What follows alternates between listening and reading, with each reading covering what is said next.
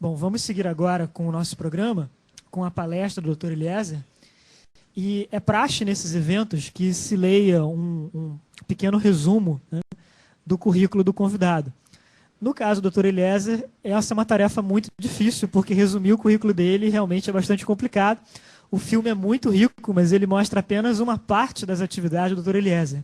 Então, eu vou passar essa tarefa para a Flávia Pitella, aluna do MBA de Relações Internacionais, que vai fazer, então, aqui uma exposição, né, do currículo do Dr. Eliezer.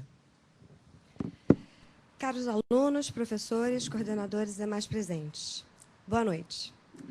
Antes de mais nada, agradeço a presença de todos, principalmente quero demonstrar meu imenso apreço pela coordenação de RI e a Diretoria-Geral de MBAs da FGV Rio de Janeiro, por tornar esse evento possível.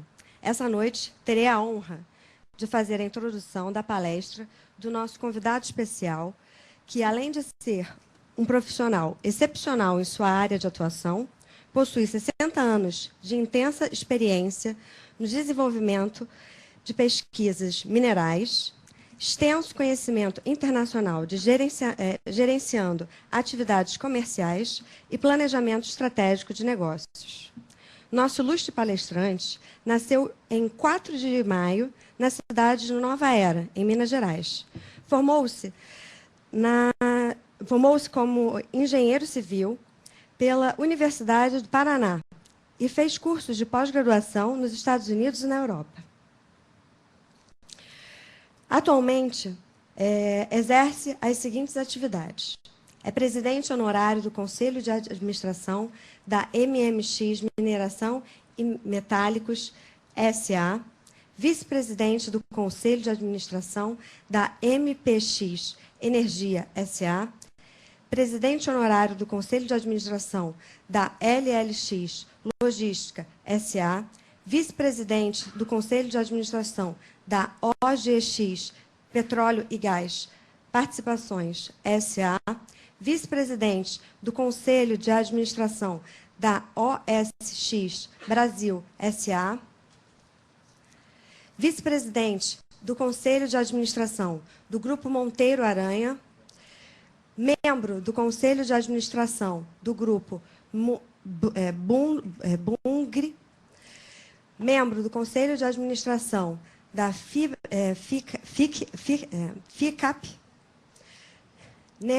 Nexca S.A., Condutores Elétricos, membro do Conselho Curador do Centro Brasileiro de Relações Internacionais, CIBRE, Rio, membro da Academia de Ciências da Rússia, membro do World Business Council of Sustainable Development, membro do Conselho de Administração do IBIO, Instituto Bioatlântica, membro do Conselho de Administração da Lorenzen Empreendimentos, presidente honorário do Grupo de Notáveis Brasil-Japão.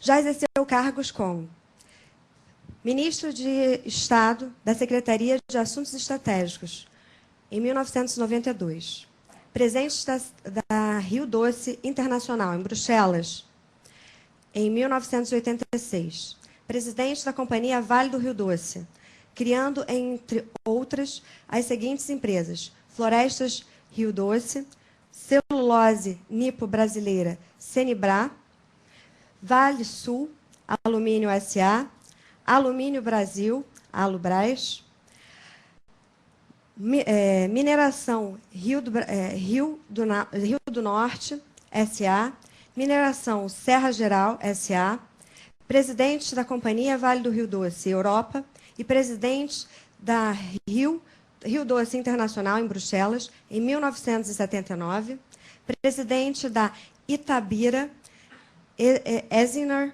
em Düsseldorf, na Alemanha, em 1968, presidente da da Rio Doce América, em Nova York, nos Estados Unidos, em 1968, presidente da Mineração Brasileira Reunidas, MBR, em 1964, ministro das Minas e Energias, de 1962 a 1964, presidente da Companhia Vale do Rio Doce, em 1961 a 1962, professor de Economia e Estatística da Universidade do Espírito Santo, a UFES, em 1961, e membro de conselhos de administração em mais de 40 grandes empresas de vários países.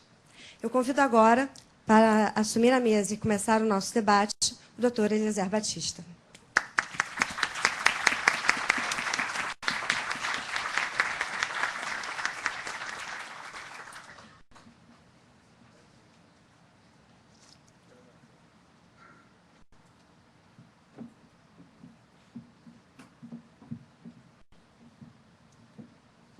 Aqui mesmo, né?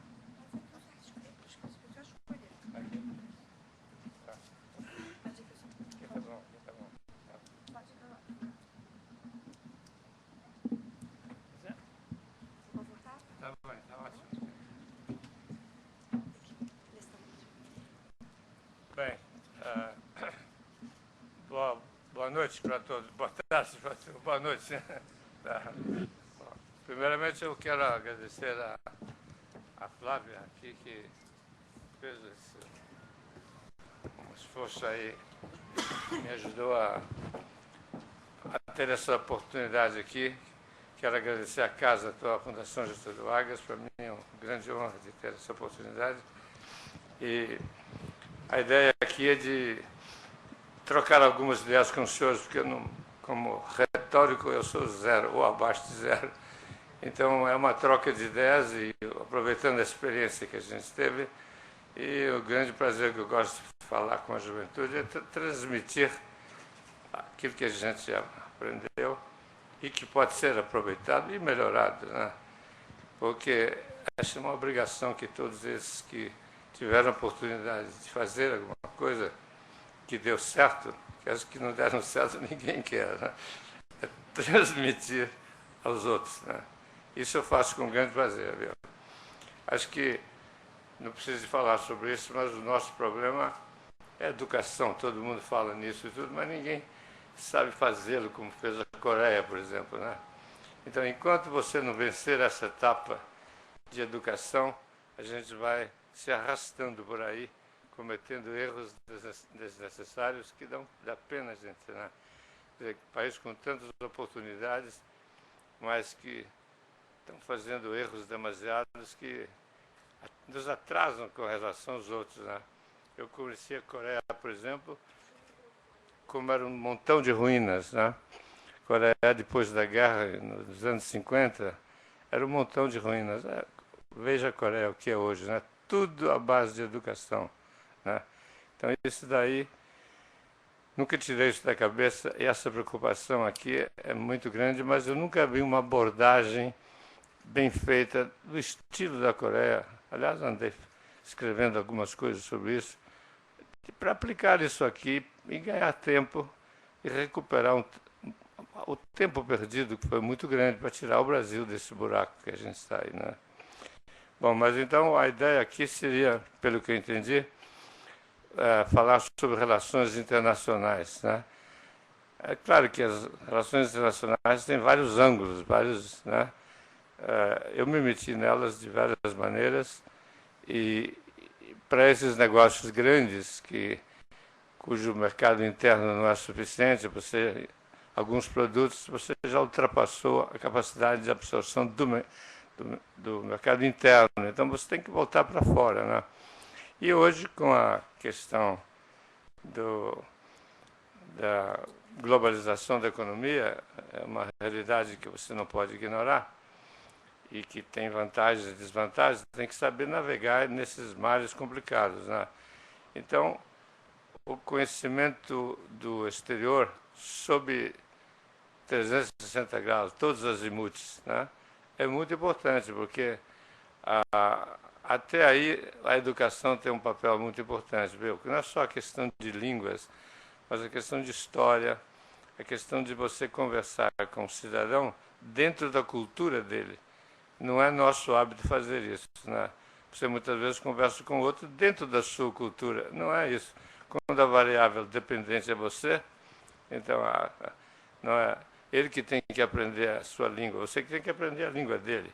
ou então arranjar alguém que faça ligação, né? Eu vejo aí o que acontece conosco lá fora. Agora a geração nova está evoluindo muito nisso, melhorou enormemente, viu? Mas tem que remontar aqueles anos lá atrás, 1960, os anos 50, o Brasil era muito pobre, muito atrasado mesmo, viu? Então, hoje melhorou, mas o diabo que relativamente, se você comparar com os países do Oriente, por exemplo, tipo Coreia, Taiwan, a gente fica pensativo, né? Porque falta disciplina, né? E disciplina é um negócio que não é fácil de... Então, sempre fica... Bom, por que nós não conseguimos fazer isso, né? Esse é um grande desafio, educação e disciplina. Bom, mas vai vir, né? E muito depende dos senhores aí, né? Então, o que eu posso fazer aqui é responder, porque esse assunto de internacional é tão variado, desde o lado diplomático ao lado comercial, industrial e, sobretudo, conhecimento, a troca de conhecimento, né? Todo mundo fala em transferência de tecnologia, isso é blá, blá, blá. O sujeito só te transfere a tecnologia obsoleta, né? Então, você tem que aprender a desenvolver com ele, utilizando as vantagens que você pode oferecer e ele aproveitando as nossas também, porque there's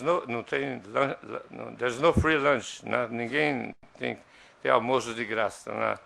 Então você vê nessa missão alemã que estava aí, eles já reconhecem isso, viu? Que hoje querem, ao investir aqui, estão prontos a investir em qualquer coisa, como a indústria automobilística de uma maneira já faz, participar que o mundo de hoje é pesquisa, ciência, tecnologia e inovação. Tem que ficar dentro disso, né? Senão você não acompanha os outros, né?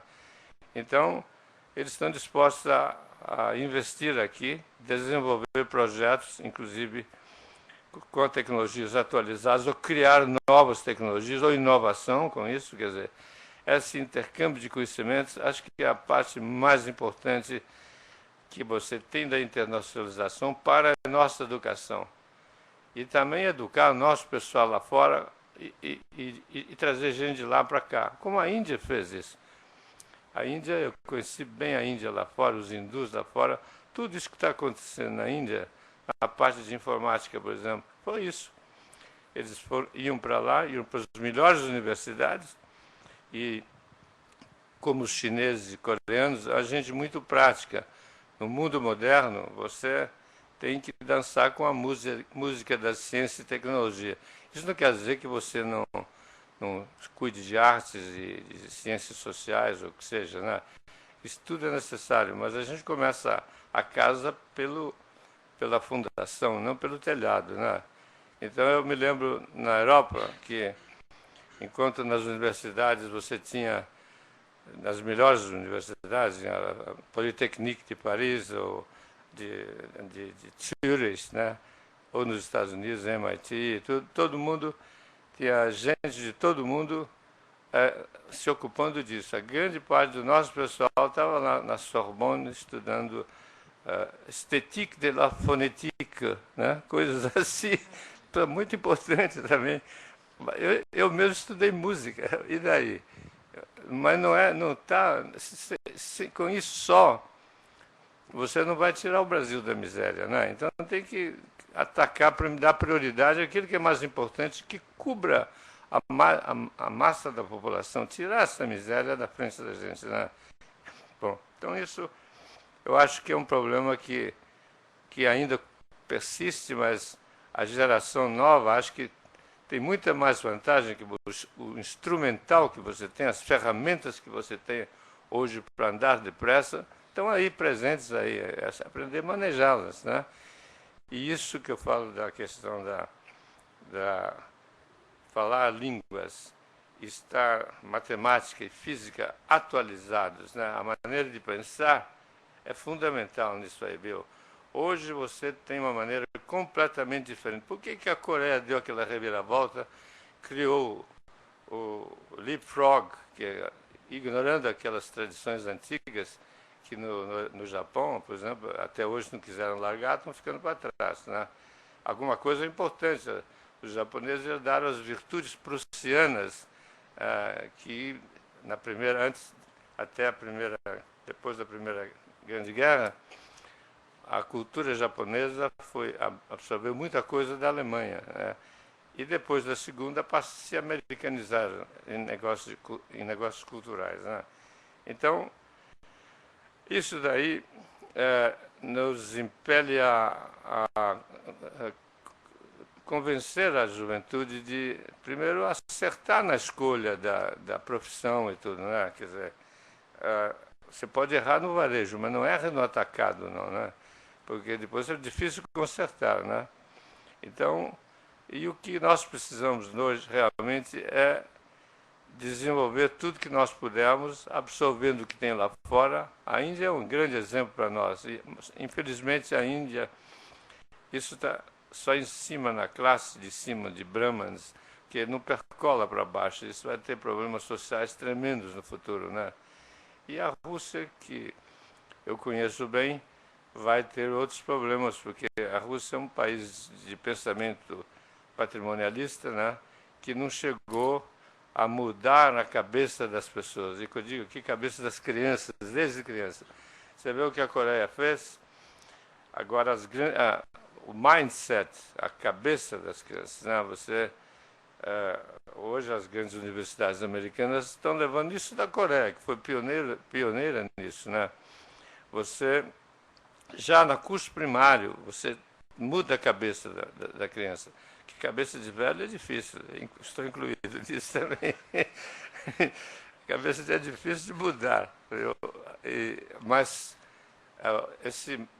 já a matemática, a física, aquilo que é permanente, e se atualiza em tudo, porque hoje a questão de obsolescência é uma coisa até tremenda, né? Você, se não estiver atualizado, e com a ferramenta moderna, a matemática, por exemplo, o raciocínio de hoje está ligado basicamente à teoria de caos, por exemplo, a matemática fractal, a geometria fractal do Mandelbrot. Tudo isso é parte da cabeça do menino moderno. Como é que você pode meter na cabeça de uma criança, que aqui até velhos engenheiros ouviram discutindo aqui, o valor da função no tempo? O sujeito para um projeto de 3 bilhões de dólares porque tem uma tartaruga de rabo azul lá na área. Não tem, isso tem que ser prático, pô, né? E muitas vezes você tem uma área do lado que tem banco de dados disponível que você pode utilizar sem ter que fazer uma coisa dessa, né? Por quê? Ele não tem noção dessa valor da função no tempo, que a componente científica da nossa educação é muito pobre, pô, né? E a nossa cultura, ela tem que, esse enriquecimento da cultura, você obtém muito com contato com o exterior também. Absorve aquilo que é importante para você. Que cultura é tudo aquilo que você fixa de tudo aquilo que você aprendeu. Que nem tudo que você aprendeu, aquilo que você fixa, que fique sua cultura, é aquilo que você aprendeu the hard way, pelo lado difícil. Teve que viver aquilo para fazer. Não é um pesquisador, por exemplo, que em vez de ter um objeto definido, certo, como se faz em toda parte, vem dizer para você, você já leu o meu paper? Paper de quê? Você está estudando uma coisa qualquer que pode ser parte de alguma coisa. Parte de alguma coisa não chega lá, pô, né? Então o pensamento moderno hoje é sistêmico holístico. Não é linear, não é pontual, muito menos, não é matricial, é sistêmico holístico. E holístico no sentido, que a palavra que foi hoje abusada como a palavra holos em grego quer dizer a visão da parte pelo todo, e não o inverso. Esse é outro erro de apreciação de coisas, de mudança do mindset. Você não analisa a questão do dentista com o pastor. Eu não tenho nada contra o dentista, aliás, gosto muito dele e preciso do dentista, né? Mas o dentista, a visão dele é, digamos, olhar para baixo e para dentro procurando porcarias, né? E o pássaro vê tudo, inclusive a do dentista. Então, põe o dentista para dar uma visão do mundo, a visão dele, a visão é muito diferente do outro, que está vendo com muito mais amplidão e com muito mais detalhe, com tudo, né? Quer dizer, é diferente a maneira de colocar a pessoa. Mas coloca isso na cabeça de um jovem, de uma criança, que se cria num ambiente desse, você cria outro tipo de gente, né? E aí entra a questão de a importância do conhecimento, né? Sem conhecimento você não vai além, né? E o conhecimento é aplicado, que não adianta ter conhecimento inaplicável. Uma coisa pode ter uma belíssima ideia, mas você não consegue executá-la, né? E trabalhar em equipe também, que é outra coisa importante. Eu nunca fiz nada sozinho. Aproveitei ideias de todo mundo. Qualquer uma melhor do que a minha, eu jogo a minha no lixo. Não me interessa chegar lá. Qual é o seu objetivo, né? Você tem que focar as coisas, né? Aprender muitas línguas, por exemplo. Aprendi por necessidade. Eu não tenho vocação para ser linguista, não. Apesar de ter para música, viu? Mas a pessoa... a língua hoje, cada vez mais você tende a ter a sua língua, evidentemente, mas uma língua franca aí, que está ficando em inglês, por exemplo, né? Ou mais uma outra, se quiser. Mas muitas línguas, você acaba se atrapalhando no fim, viu? E que língua é simplesmente um instrumento de comunicação, nada mais. Não é um fim em si. A não ser para o linguista, o professor de línguas, o que precisa, né? Aí é outro caso. Mas é um instrumento para você trabalhar. Então, eu tive que aprender língua lá fora para poder conversar com as pessoas que me interessavam e entendê-lo na língua dele. É uma questão de entender a cultura dele, entender a língua, pressupõe o conhecimento da cultura e o respeito à cultura dele, como ele deve ter de você também. Se você não chegar nesse ponto, é muito difícil, viu? Acho que é uma coisa muito importante cultivar o mindset das pessoas, né? Das crianças, sobretudo, né? Então estou falando demais aqui, mas eu quero só abrir o caminho para perguntas aí, que é muito mais importante. Numa troca de ideias como essa, a gente aprende tanto quanto vocês podem aprender também. Isso é uma troca de... Essa maneira de... Eu não gosto de, por exemplo, PowerPoint e outras coisas, que você fica prisioneiro de determinadas coisas e fica... Aliás, muita gente usa isso para se livrar de perguntas difíceis. É verdade, né? Então não se expõe a dar uma demonstração de ignorância sólida, né? Bom, então aqui o que eu quero fazer é exatamente isso e abrir o tema aqui. Eu, por exemplo, não gosto de falar em política, né? É porque eu não entendo nada e nem quero complicação, né? Porque eu vi um cidadão uma vez me definir o político, que eu não concordo com isso, mas em todo caso o político populista é aquele que só sabe o que pensa depois de ter lido o que disse, de preferência nos jornais do dia seguinte. Tendo dito isso, então vamos falar, né? A Flávia está mais interessada na questão de relações internacionais, que é um tema muito amplo. Aqui no documentário vocês viram as dificuldades que a gente teve para entrar lá, né? E que ninguém acreditava. Isso concorreu muito para melhorar a nossa autoestima. Esse filme foi feito, insistiram os 2 anos para me meter nisso, meu. É porque grande número de pessoas preocupadas com tragédias de droga e problemas de família, suicídio, tudo isso. Para onde é que nós estamos indo? É muito... Sabe que até a Europa está caminhando isso, né? Na França, hoje, um engenheiro recém-formado, para achar o primeiro emprego, gasta 20 anos. Que futuro você tem num lugar desse? Aqui nós temos essa coisa. Mas, por outro lado, você tem um mundo aí cambiante de problemas que poderiam ser uma legislação obsoleta, coisas desse tipo, que tem que ser renovada. Tudo isso Mas onde é que estão os nossos renovadores e tudo. Muito bom. A gente faz o que pode, né? Eu tenho as minhas limitações, fico no meu canto, né? Mas acho que o conhecimento vai ajudar a chegar lá, de uma maneira ou de outra, né? Então é preciso que a gente todos puxem na mesma direção, porque quando você não tem sinergia, então a coisa vai do contrário, é anergia, se dissocia, né? Bom, muito bom. Então, na área eu acho que talvez você se interesse mais, os jovens, né? Na questão do lado prático disso, porque não adianta fazer conferências e ter publicações, ler o meu paper, coisa assim, né? Bom, e para quê? Né? Que é conhecimento prático aplicável, né? Aí então você pode abrir, os senhores podem fazer as perguntas que desejarem aí, eu vou tentar respondê-las. Eu não sei se vou responder todas. Tá? Ok? Obrigado.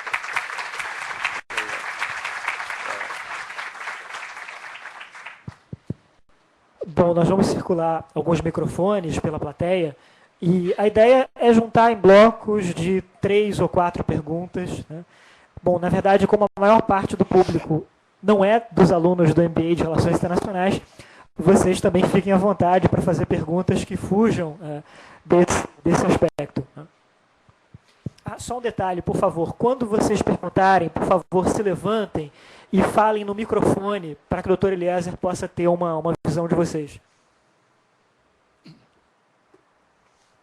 Aqui, Dr. Eliezer, aqui. Hein?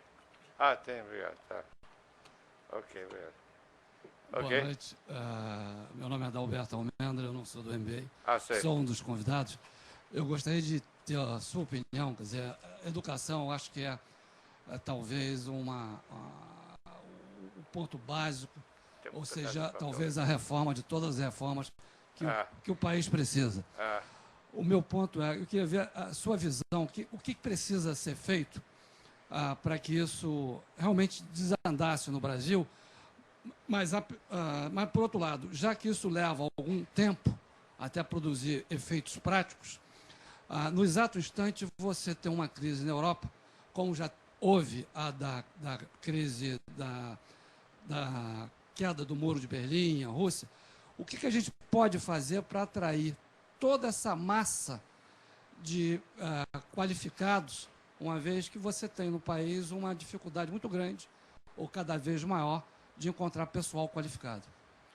Essa é uma boa pergunta, viu? Porque você tem que primeiro partir do princípio seguinte: se o bem-estar da maioria, o bem-estar de todos, a melhoria da qualidade de vida, depende disso, né? Quer dizer, depende hoje da questão da pesquisa, ciência, tecnologia e inovação. Portanto, engenharia passa a ter uma importância muito grande, né? Obrigado, hein? Engenharia passa a ter uma muito grande. E a questão de chegar lá, as ciências fundamentais, todo mundo sabe o que são, né? Matemática, física, tudo, a componente científica. Mas antes de tudo isso, você tem que estar convencido que seja isso, quer dizer, o foco que você tem. A educação para chegar lá. Lá é isso aí. É produzir pessoas que possam contribuir para construir um país novo, melhorando as condições de todo mundo. Tá? Como a Coreia fez, copia da Coreia. Por que eu não posso copiar da Coreia? Eu só copio coisa ruim dos outros, copio as boas também, porra, né? Vai lá e vê o que eles fizeram. Eles não são melhores do que nós. Eu nunca tive complexo de inferioridade, viu? Apesar de não ter... Nunca tive, quer dizer, cara de pau. Você não me interessa. Sabe mais do que eu estou por baixo, né? Então vou tentar ser, pelo menos, ser igual a você, né? Então, mudar a cabeça das crianças. Primeiro, preparar os professores, que não demora tanto tempo. Porque hoje, com banda larga, você pode atingir um grande... Não precisa educar todos os professores, criando escolas separadas, né? Com banda larga, você pode chegar lá, ampliar isso. A Coreia fez isso, onde você tem 40 megabits à disposição de quem quer que seja. E o custo é muito mais barato. O custo de energia e o custo de comunicação é extremamente elevado. Isso prejudica pior a educação, né? Bom, então, depois meter na cabeça, mudar a cabeça das crianças, já de princípio.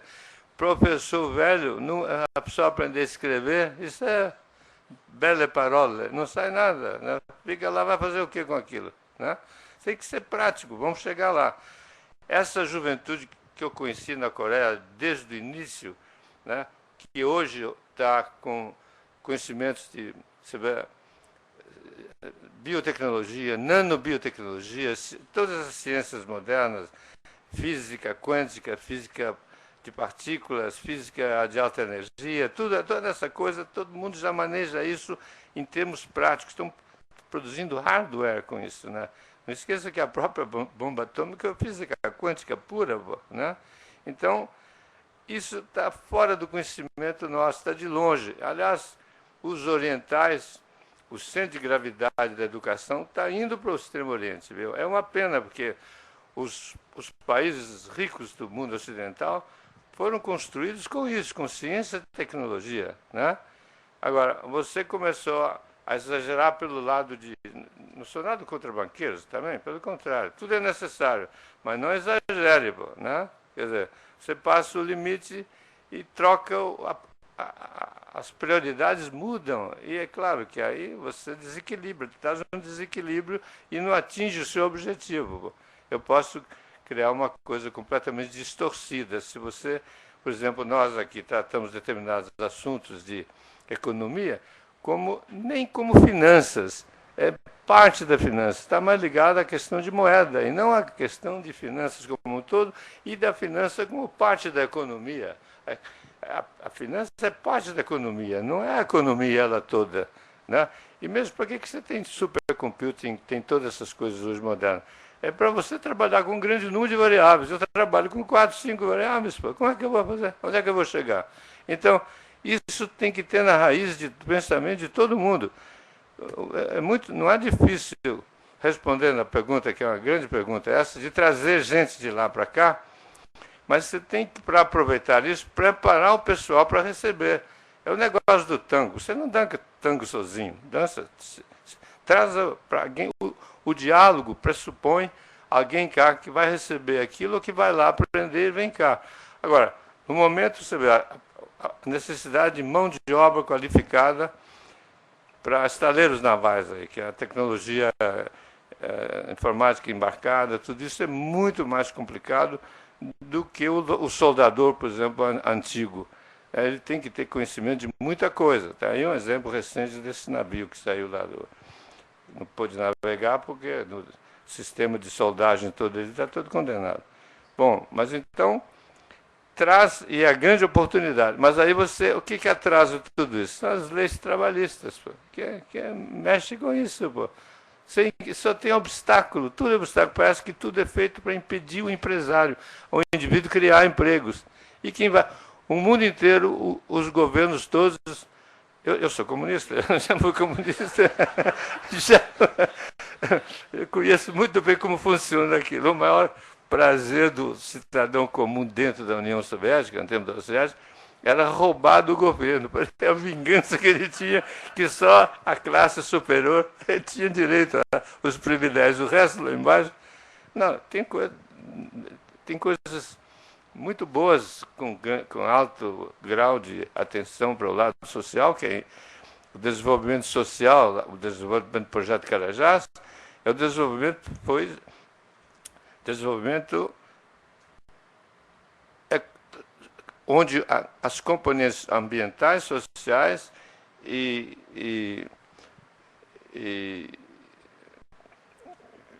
econômicas são simultaneamente desenvolvidas, né? E indissoluvelmente ligadas, na posição máxima de rendimento, porque você pode fazer uma separada da outra e já não tira a vantagem que tem ao fazer aquilo de uma vez só, simultaneamente, né? Então, esse negócio de conhecimento de energia também está na cabeça do sujeito pensar a economia. O pensamento do economista ele tem que pensar também como o pensamento sistêmico holístico, né? Se não fizer assim, ele vai para o dentista também. Então começa a ver o todo pela parte e começa a distorcer tudo, né? Então eu acho que seria uma grande oportunidade. Aliás, muitos países têm feito isso, viu? Os Estados Unidos são mestres disso, porque eles combinaram, você vê, para imigrar para os Estados Unidos. A Alemanha está fazendo isso no sentido inverso, né? O sujeito, para ter licença para entrar nos Estados Unidos, residência, licença para viver lá ou se converter em cidadão americano, a preferência é gente de alto teor de educação, viu? É científica, né? Não é operário desclassificado, isso não tem, é muito difícil hoje. Pelo contrário, tem gente sobrando de primeira linha na Europa. O Israel fez isso com os russos lá. Por que Israel se tornou um tremendo país aí na área de high-tech e tudo? Hoje não é produtor só de laranja, usar água para produzir laranja. Isso é dar caviar para crocodilo, né? Eles estão trabalhando hoje em coisas desde a medicina até a física quântica. Tem Israel, aviação, por exemplo, aeronáutica, né? Engenharia aeronáutica, são dos melhores do mundo. Então, por que a gente não copia gente desse tipo? Pô? Isso que eu não entendo, né? Bom, responde a pergunta do senhor aí. Né? Eu faria isso, sabe? Aliás, eu fiz isso até um certo ponto.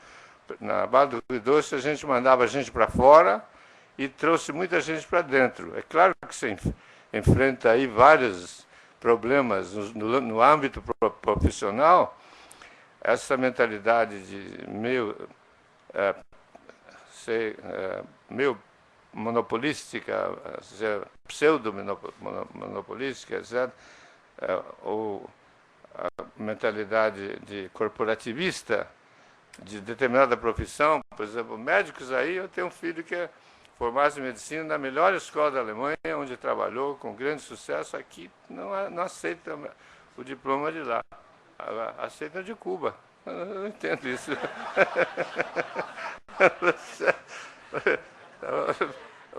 Porque quer dizer, a ciência, pô, é a coisa que devia ser mais favorecida, é a que é mais perseguida, na verdade, desprezada, né? Desculpa aí.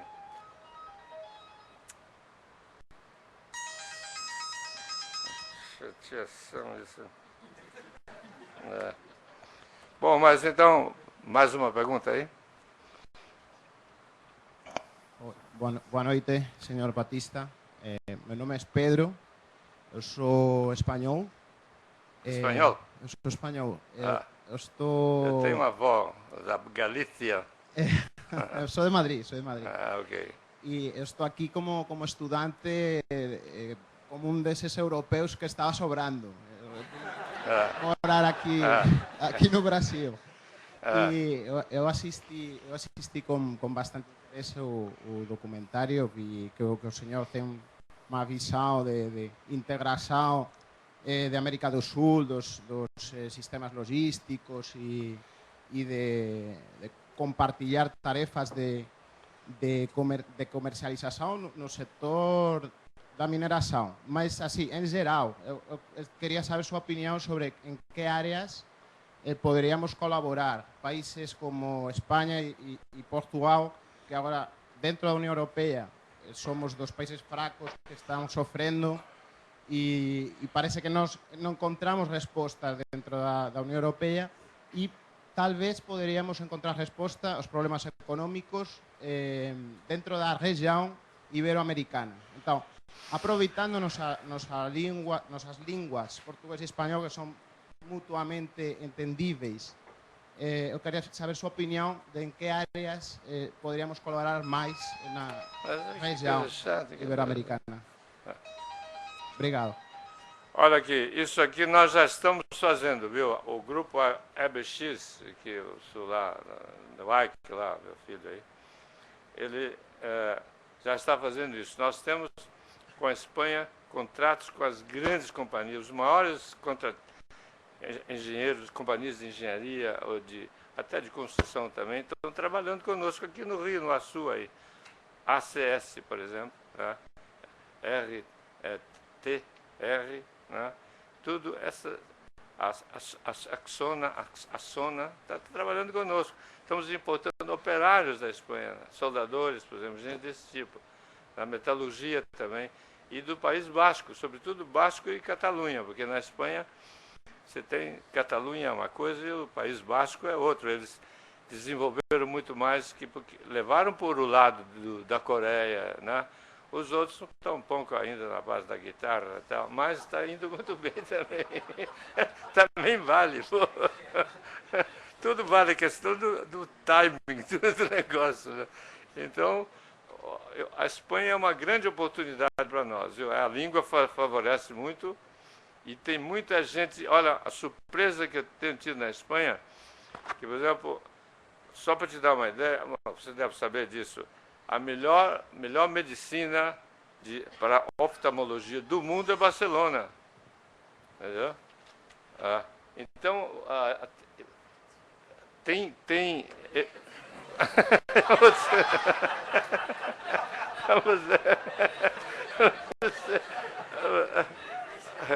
olha aqui, nós estamos trabalhando aqui com, por exemplo, a ministra lá de Ciência e Inovação, que é a Cristina Garmenha, o nome assim, né? Ela é basca, aliás, muito simpática, viu? Então, ela está fazendo um acordo conosco na área de ciência e tecnologia. Já fizemos com ela, está sendo estudado um acordo para a questão de polimerase, aí que isso já tem um acordo com a General Electric, e nesse ponto eles estão extremamente adiantados no mundo, viu? Nessa área de longevidade, né? E telômeros são aqueles, dos cromósomos, você tem aqueles, né, que medem a vida da gente, né? Então, eles estão com desenvolvimentos novos, inovações incríveis que eles aproveitaram, em vez de fazer como Portugal, que jogou muito dinheiro em infraestrutura necessária, mas exageradamente, né? E monumentos inúteis, né? Coisas que não tem... O espanhol optou muito por esse lado, viu? Tem muita coisa boa lá que a gente está aproveitando, viu? Isso nós estamos em pleno movimento nisso, viu? Eu aconselho a você, aqui no Rio tem uma agência de desenvolvimento aqui, a agência Rio, que te dá informações muito importantes sobre isso, que se importa muito o Brasil. Chegamos até a estudar um contrato com eles para educação para o pessoal que vai trabalhar nos estaleiros, para evitar essa coisa que aconteceu lá em Recife, né? Então, isso daí, fizemos um acordo com a Firjan para treinar 3.500 operários nessa área de estaleiros modernos, que é uma diferença enorme nessa coisa de estaleiro, né? Então, estamos fazendo isso, viu? É exatamente na linha do que nós estamos falando aqui. E a Espanha tem a vantagem da língua, né? Isso aqui, Portugal também, nós estamos associados com a EDP de Portugal, né? Que a Espanha, Portugal é mais difícil porque eles não têm as qualificações que tem nessas indústrias modernas como tem a Espanha, né? Portugal tem gente muito boa, tem muito engenheiro português emigrando para aqui. Pega essas companhias nossas aí, Odebrecht, por exemplo, está importando grande quantidade de engenheiros de Portugal, por causa da língua, né? Mas tem gente boa também. A EDP é associada conosco numa termoelétrica em Pecém, no Ceará. Né? Agora, para países como a Coreia, a Alemanha e tudo, você pega o que há de melhor em ciência aplicável já, pô. Principalmente já, não é amanhã, não é já. Pô, né? E como ele disse lá, tudo demora muito, mas tem que começar já. Se não começa nunca, não vai ter nunca também, né? Ok? Respondeu a tua pergunta aí?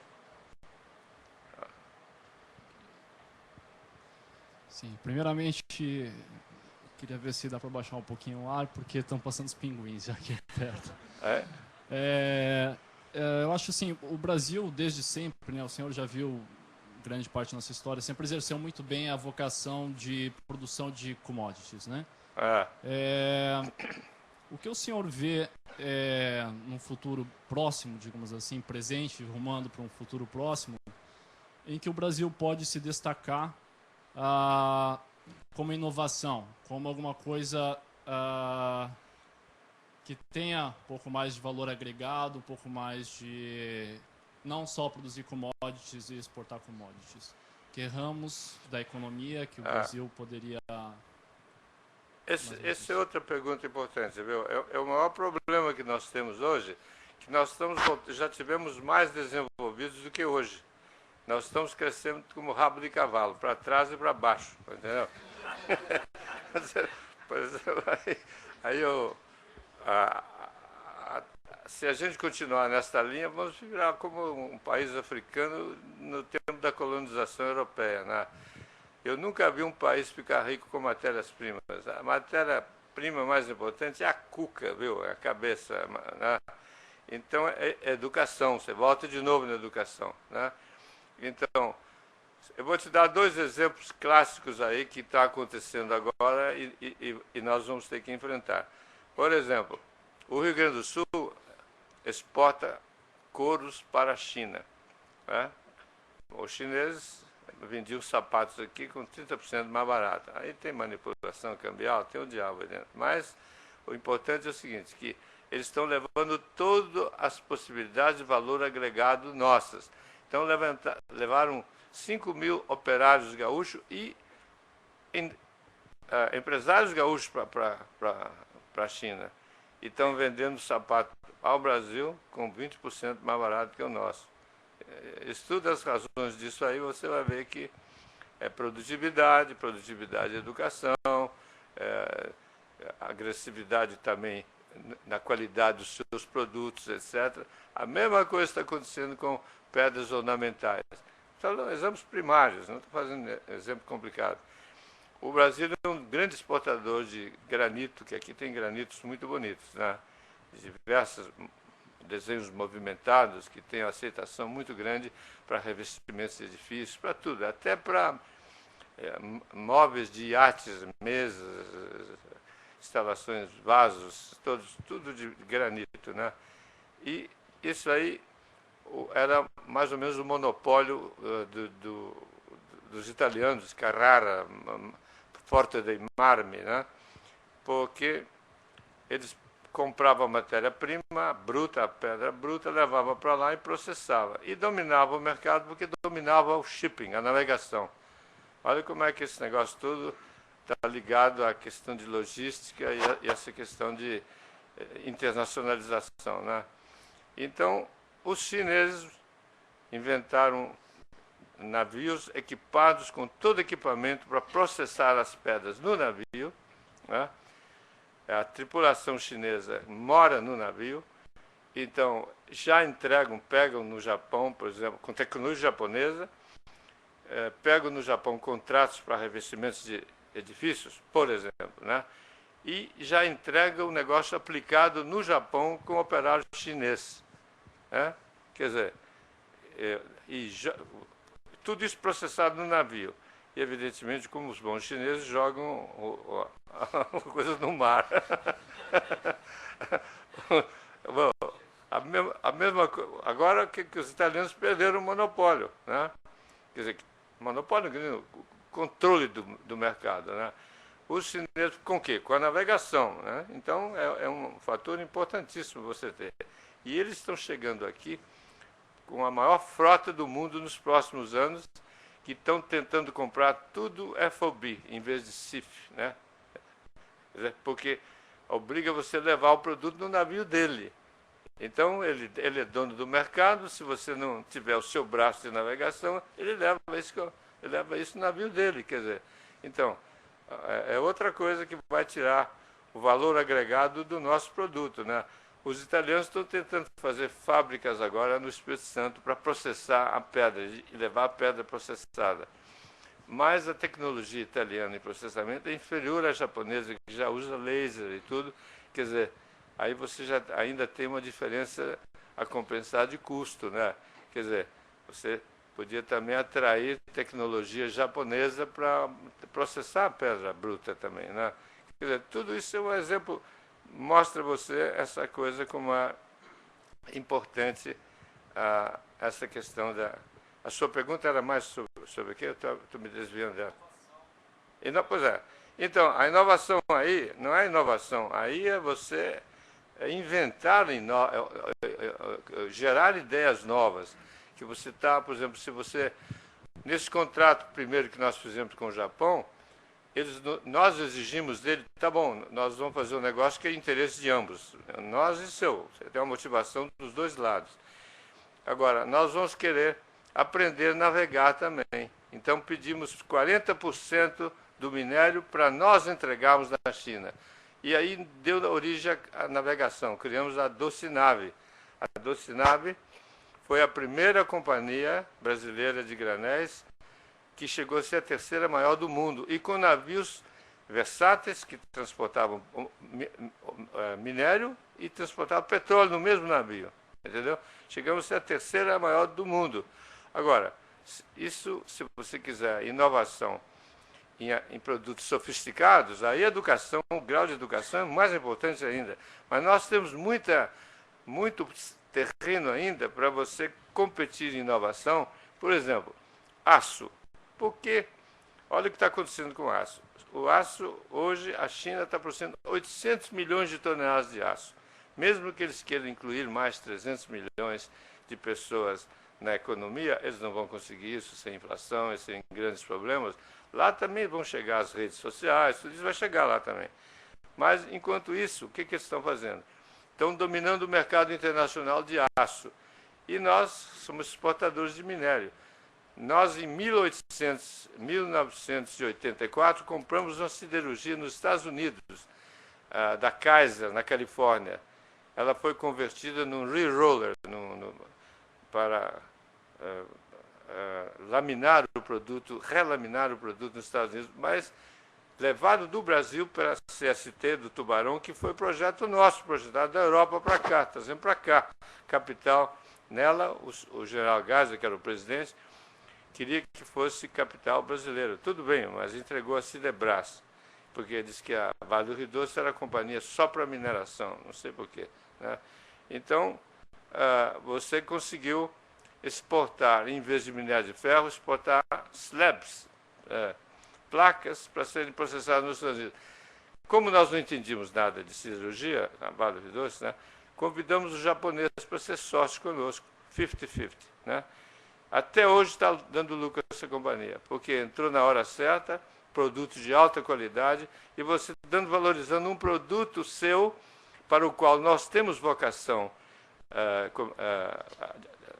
condições vantajosas, né, sobre competidores que têm minérios de qualidade inferior, mas, quer dizer, não aproveitamos isso imaginando coisas novas, entendeu?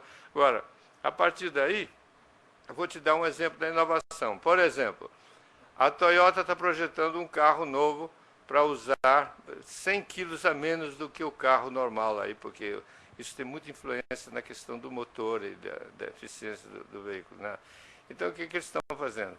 Diminuindo 100 quilos no peso de um carro sedã normal, né? Como? Fazendo aço ao nióbio. Nós somos o maior detentor e o maior produtor de nióbio do mundo. É um metal extremamente precioso e que agora... E eles estão comprando aquela lá, CBMM, foi comprada agora para os japoneses, né?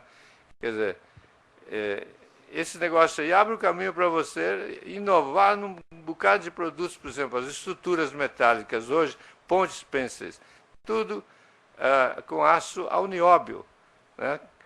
Aço ao nióbio é um produto que nós temos condições de, se chegarmos primeiro no mercado. É aquilo que o Rasputin, aquele famoso Rasputin, dizia: quem chega na frente come mais caviar. Agora, daí você pode inovar com muitas coisas utilizando as suas vantagens competitivas que você tem, né? Por exemplo, as terras raras. Está aí um negócio que está aparecendo agora encrencas entre Japão e China, e Estados Unidos e China e tudo. Essa é uma área que nós somos ricos, são terras raras, apatita, monazita e anatásio, né? Quer dizer, são terras raras, daí cada uma delas tem um conteúdo de vários metais, todos eles metais preciosíssimos. Vou te dar um exemplo, anatásio, que é o principal, que não é terra rara, mas é a base melhor para a produção de titânio para parede, tinta branca de parede, TiO2, né? Dióxido de titânio. Agora, o resto, Europium, Yttrium, etc., são terras raras. Yttrium, o que é?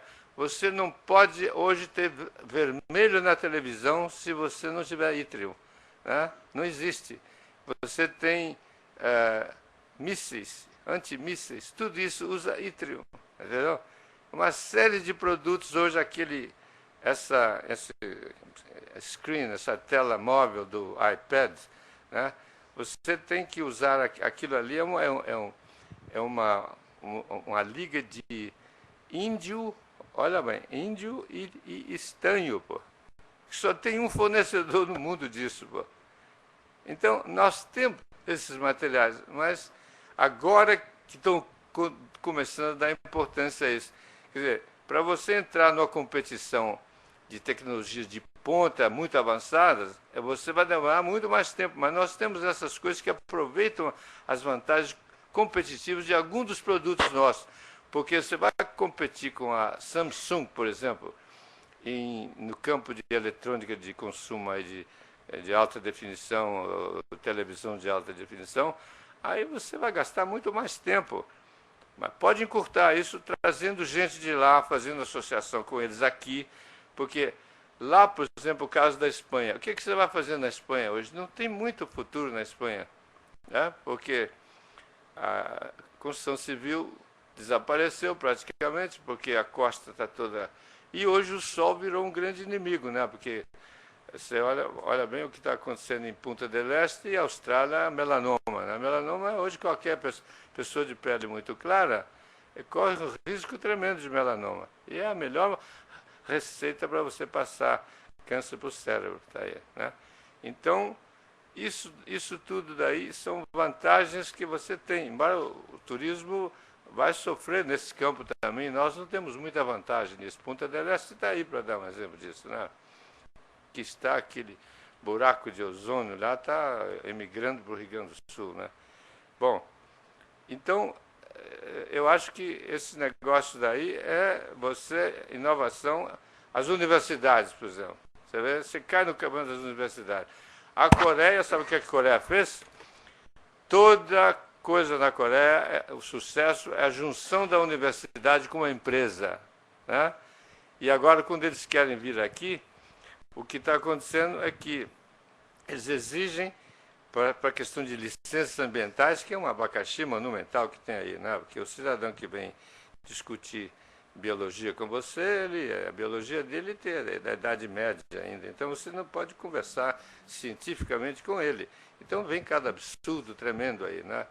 Nós temos uma aqui no Açu, vamos ser obrigados a fazer 70 milhões de reais para fazer uma ponte de acesso aos navios, na Restinga, lá, que tem antes de entrar no mar, ali era tudo em concreto. Eles resolveram que tinham que fazer por estaca para dar passagem ao calango de Rabo Verde, que acharam lá. Então, bom, não tem razão nenhuma. Inventaram, porque, calma, só tem esse calango. Embora tenha lugares lá onde você possa ter outras restingas que têm a mesma formação, né? E pode ter o mesmo bicho lá. Muito bem, gastamos 70 milhões de dólares por imposição de tem que dar passagem para o bicho passar de um lado para o outro. Sabe qual é o resultado? Hoje os calangos sobem na ponte para tomar sol lá em cima dela. Fica promenade de calango. Ok. Muito bom. Outra aí? É bom, você que sabe. Pessoal, vamos então para a última pergunta, porque já são 9h15. Bom, mas eu não sei se é isso que... É isso, Flávia? Hein? Bom, eu respondo qualquer pergunta. Ok? Boa noite. O senhor que foi muito ligado à engenharia ferroviária, e está falando também dessa parte dos estaleiros, os grandes navios de granéis, e os navios fábricas criados pelos chineses, né? Inclusive, sabe que a Marinha Brasileira, os seus navios que se tornam sucata, são comprados pelos chineses que os reformam para transformar em navio fábrica. Muitos desses navios são brasileiros, mas enfim. O senhor entenderia que hoje em dia há uma necessidade real do transporte marítimo e do transporte ferroviário no Brasil passar por um grande desenvolvimento? Necessidade é absolutamente evidente, porque se você estuda a origem das rodovias no Brasil, foi o senhor Juscelino Kubitschek, que fez muita coisa boa, mas fez uma besteira também. Ele trouxe as fábricas de automóveis, né? E a fábrica de automóveis, bom, não tinha estrada nenhuma, tinha que fazer estrada, né? Aí criou a mentalidade do rodoviário em detrimento do ferroviário, né? O ferroviário é que paga a conta, porque a outro é subsidiado em 360 graus e o ferroviário toma pau, só tem dificuldades, né? Felizmente privatizaram, melhorou bastante. Você vê a diferença de eficiência que tem entre as companhias da Vale do Rio Doce com as outras, né? E para material de carga pesada, por exemplo, as rodovias são feitas para automóveis, de modo geral, né? A carga pesada, e eles fazem o asfalto, e os nossos empreiteiros gostam daquele tipo de contrato que você chama cost plus, né? Não exatamente assim, mas começou assim já no tempo do Juscelino. O cost plus é o custo plus o lucro, né? Então, e não tinha muita especificação, né? Todo mundo, se quer fazer uma estrada para ir lá, então quanto mais comprida e mais tempo demorasse, melhor para ele. Então, daí vem a definição de elefantes. Elefante é originalmente uma borboleta construída à base cost plus, né? Então a ferrovia, que é a coisa mais importante, porque nós, como exportadores de matérias-primas, quanto mais você adiciona valor, você passa para a carga aérea. Vou te dar um exemplo. A Bung, eu sou do conselho da Bung lá, eles fizeram com a DuPont, lá no Rio Grande do Sul, a segunda industrialização da soja. Não é mais farelo e óleo, né? É proteína isolada de 95% de teor, né? $3.000 a tonelada. Proteína texturizada, 75% para consumo humano. Você, café da manhã e tudo, é proteína da soja barata, né? E alta qualidade. Isoflavona, que é um hormônio além do mais, né? $40.000 a tonelada. Isso tudo resiste à carga aérea. Então, se você estiver lá no fim de Mato Grosso, que a ferrovia é economicamente até 400 quilômetros, né? A rodovia. E a ferrovia pode muito mais, dependendo do valor da mercadoria que você está transportando. Então, essa maneira da interação da logística viária, ou ferroviária, com a marítima e aérea, isso tudo é uma coisa só, é aquele negócio sistêmico e que se encaixa um no outro. Aqui é tudo separado. O nosso grande problema é fragmentar tudo. Tudo aqui é fragmentado. Você não vê o negócio de etanol? Tem todas as companhias, umas brigando contra as outras, em vez de juntar tudo, como a Rio Doce fez, juntou tudo, fez uma coisa só, grande. E é claro que ao lado podem surgir as pequenas, porque os grandes problemas, por exemplo, de logística, podem atender a todo mundo. Porque, na verdade, a logística do Tubarão, que foi originária aqui, é o Door-to-Door Integrated Logistics, né? Isso daqui foi o seu Mike Porter, lá de Harvard, pegou aquilo e criou o supply chain. Isso é uma ampliação daquilo que foi começado aqui. Foi o projeto que era o projeto Tubarão que levou isso para os Estados Unidos, entendeu? Agora, eles sabem divulgar, sabem vender aquilo, né? Então não tem dúvida que a ferrovia é um grande cabotagem, muito mais importante ainda, que é a transporte mais barato que existe, a cabotagem marítima. Que a navegação interna tem problemas internos aqui por causa da mudança de clima. Mudança de clima é uma coisa que pouca gente está levando em conta, é uma coisa de uma importância incrível, porque está mudando tudo, inclusive a geografia de chuvas, a qualidade das chuvas e tudo. Então, os rios, por exemplo, desmataram as áreas de captação de chuva para replenish, para reposição dos aquíferos, né? Ali, então, o regime do rio mudou completamente, o runoff aumentou muito, e você não tem, por exemplo, no caso lá dessa barragem lá de Rondônia, do Guaporé, né? Você não vai chegar na seca, não tem água quase. Também essa barragem aí do Montebello, Belo Monte, né? Chega lá, não tem... primeiro tem a linha de transmissão, que é uma barbaridade, né? Na selva amazônica, você vai ver que tem bicho de todo cor de rabo aí que eles vão aparecer para atrasar. Então, agora, o transporte de viário, hidroviário interno é problemático. Por exemplo, o rio Paraná-Paraguai lá, tem um grande problema esse rio, porque na seca, você tem, ao norte de Assunção, tem umas pedras rasas que as barcaças não podem. Você para 3 meses por ano praticamente. Então, o transporte interno não é econômico. E, além do mais, as barcaças que entram no Rio Paraná não podem entrar no rio, digamos, do Tietê, porque as reclusas não são preparadas nem para o tamanho da barcaça, nem para o comprimento de trem de barcaça. Quer dizer, isso tudo tornou o transporte hídrico mais caro. Agora, a cabotagem é uma vergonha, porque a cabotagem é tão escandalosamente mais vantajosa e não é aproveitável. Por quê?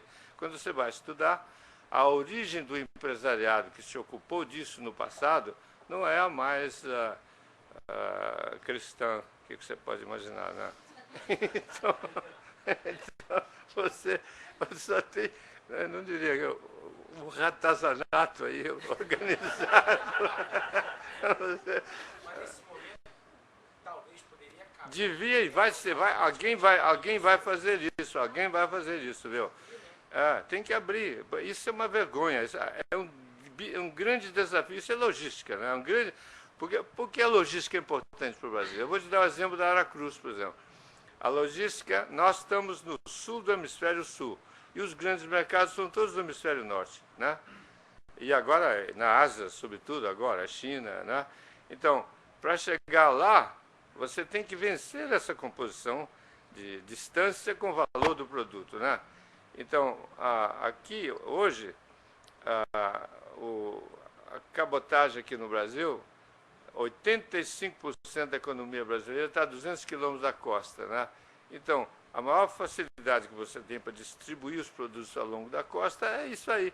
Agora, tem sucata que vem de Fortaleza de caminhão para São Paulo, ao longo da costa. Pô. Como você explica isso? É uma associação de burrice com ignorância, né?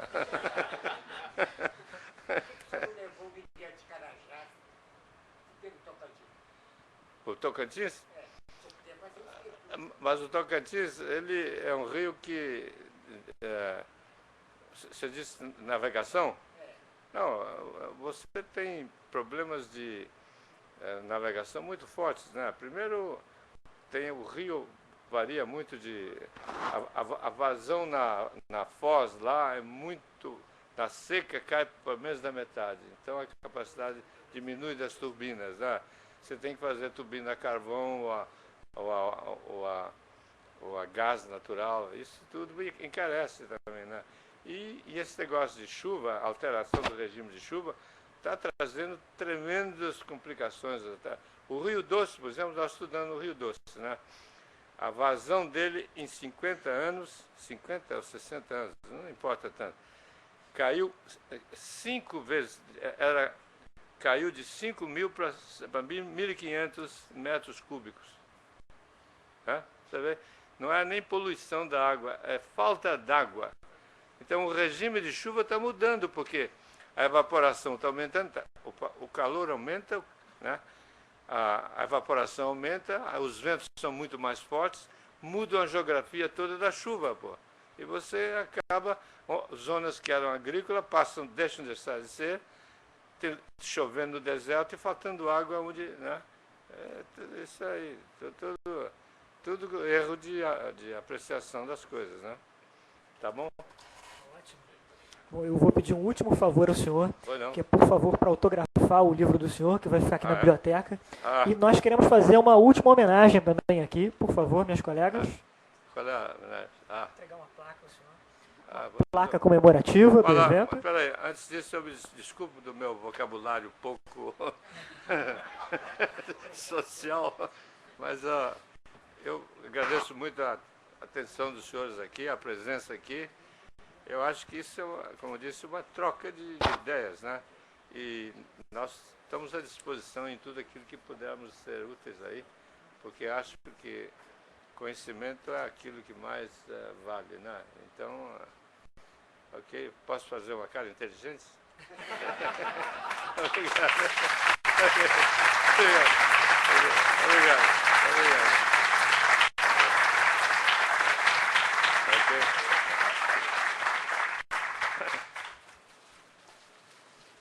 Um aviso, tanto o livro do Dr. Eliezer quanto o filme vão estar disponíveis na nossa biblioteca para os alunos e pessoas que visitam a Fundação. Pode botar aqui a Fundação, a FGV.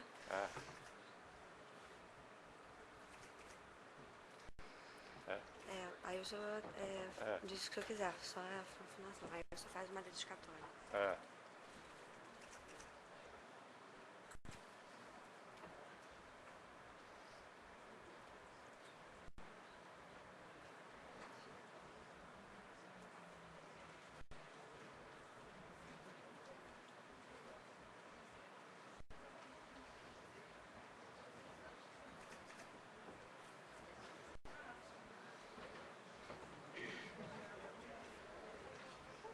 Ok?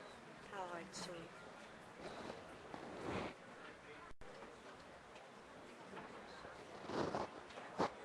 Ok. Tá? Obrigada. Obrigado, eu que te agradeço. Mas foi isso mesmo que você queria? Muito, obrigada.